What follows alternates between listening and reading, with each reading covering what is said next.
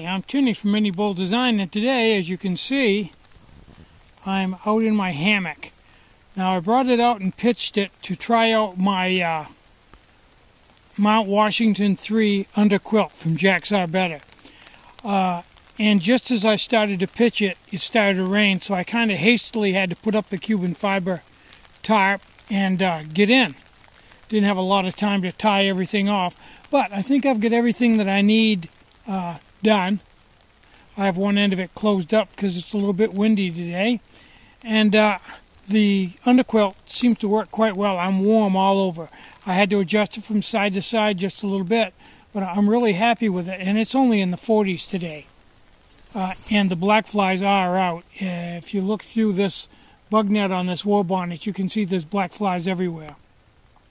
But the war bonnet, the Mount Washington 3 works very well. Now, while I'm in here, I wanted to show you some of the things that have been a mild concern to me. If you look at where the fabric puckers right up the top and follow it down, you can see where it goes underneath my leg.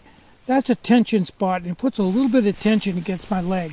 If you put your feet way over in the foot box, it's minimal. It's really not that bad, and for me personally, you'll think when you do that, let me get this camera squared around. When you do that, you'll think, there, I'm all set. But for me, and I don't know about, I have read that a lot of other people have had the same problem. Over time during the night, you'll wake up and your leg will be a little bit numb.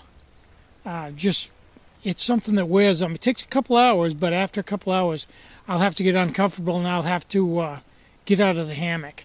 The second thing is that your heels, and I have my boots on here, your heels hold the foot box down, and because it's a hammock, the lowest point is where your heels are on that end, and there's a little bit of pressure on the bottom of your heels, and a lot of people have complained about heel pressure.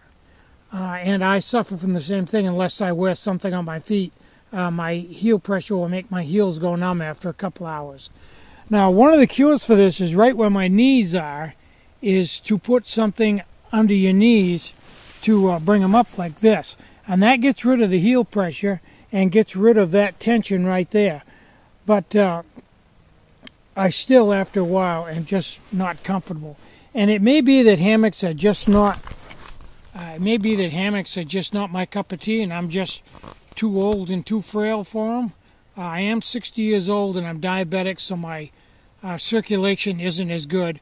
If I was if I was only 40, 20 years younger, I might have a totally different outlook on it. It's definitely a personal preference, and that's the problem that I've had. And I've talked to a few other people that own them, and they've all backed me up and said, yes, to some degree, that is the only point about this war bonnet that would be negative.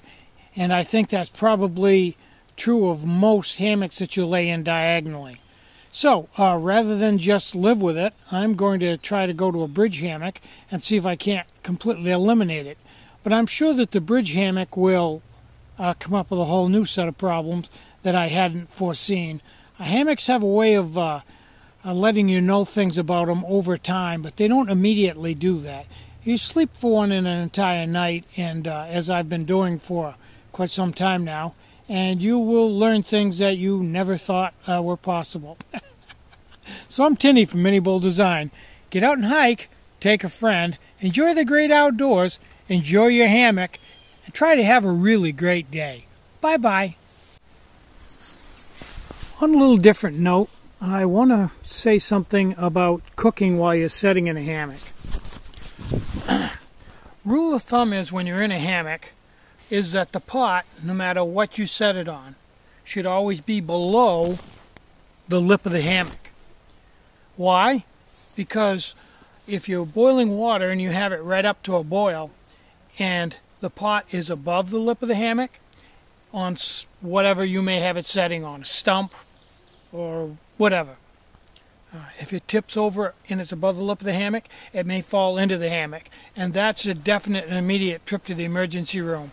And I don't know about you, but when I'm 20 miles from the nearest road and cell phone service isn't good, yeah, we might have a problem there. So always try to keep your cooking pot below the lip of your hammock and you'll never have any problem.